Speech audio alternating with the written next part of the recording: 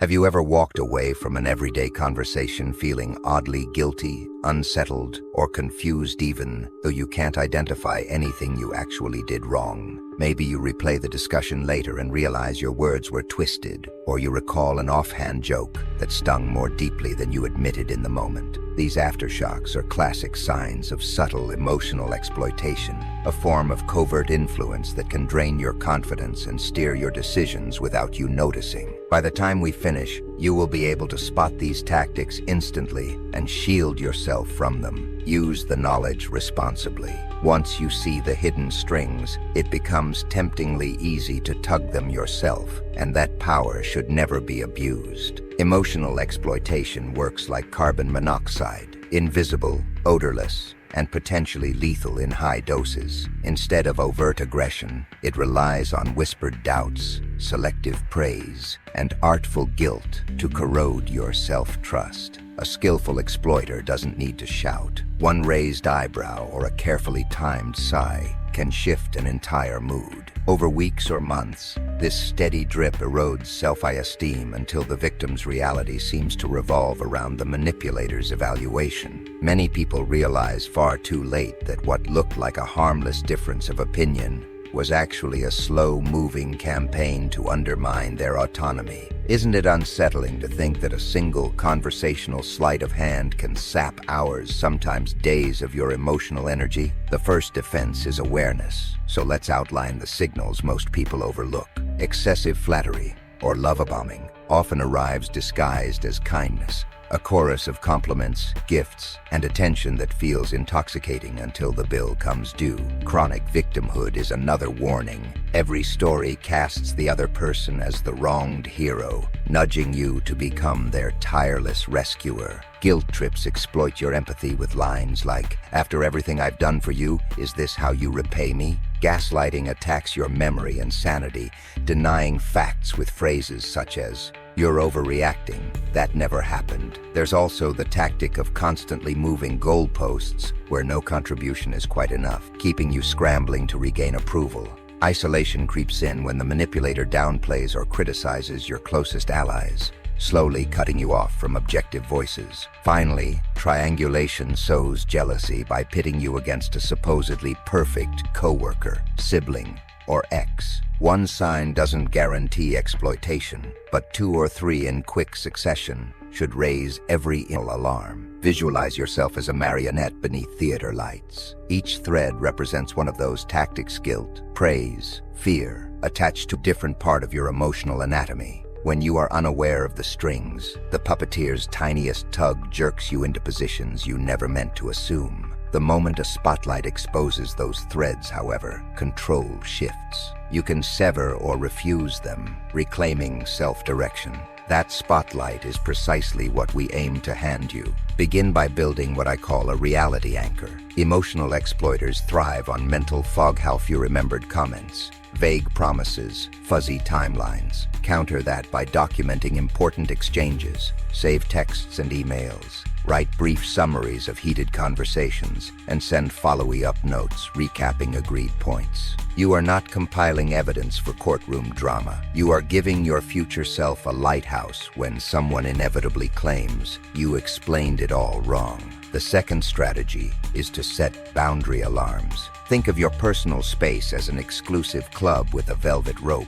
No guest should waltz past the bouncer without showing respectful ID. Decide now that last-minute guilt invitations, snide jokes about your abilities, or relentless crisis dumping will not make it past the rope. When someone crosses a line, respond briefly and firmly. "I'm not comfortable with that." Then stop talking. Exploiters expect emotional fireworks they can weaponize. Silence robs them of ammunition. A third line of defense is emotional labeling. Manipulators flourish in vague feelings. They hate specificity. If you voice, "I notice I feel pressured right now," or "You sound frustrated," you drag the emotion into daylight. Naming it dilutes its covert power and signals you are self-aware. Far harder to maneuver. Paired with labeling is the simple but mighty power of number. Delivered without apology, no becomes a steel reinforced door. If you tend to soften refusals with maybes or excuses, rehearse a calm, concise, "No, that doesn't work for me."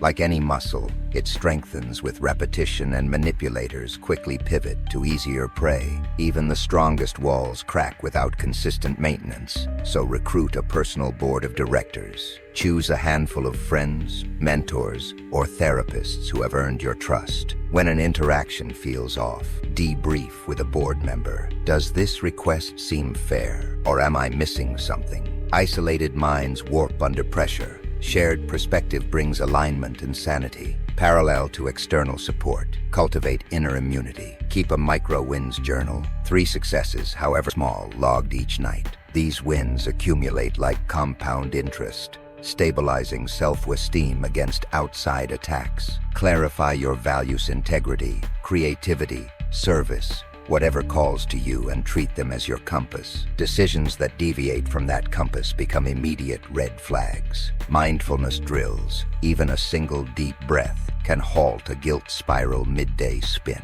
One breath buys one clear thought. Of course, you cannot always exit a manipulative dynamic. Think salary negotiations, co-parenting arrangements, or corporate politics. In these cases, counter-influence ethically. The broken and record technique calmly repeats your stance. I understand, but my answer is final, until persistence exhausts the other side's momentum. Strategic silence injects discomfort that often forces manipulators to reveal more or retreat. Reframing returns responsibility where it belongs. Deadlines are tight, which is exactly why clear roles help us succeed. You redirect force like psychological judo rather than punching back. Consider the long-term payoff. What would your life look like if you no longer hemorrhaged mental energy to gaslighters or guilt-slingers? Freed bandwidth could spur creative projects, deeper friendships, restful sleep.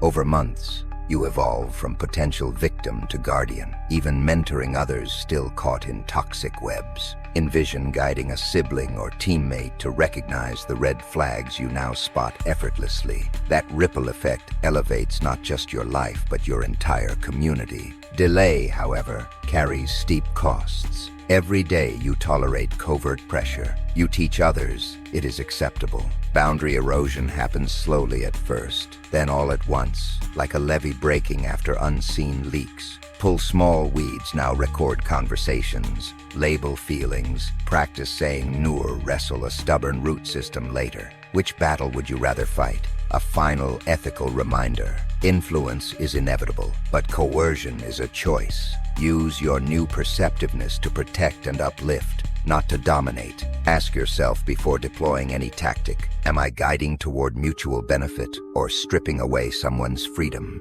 The answer draws the line between leadership and exploitation. To turn awareness into action, take the 24-hour challenge.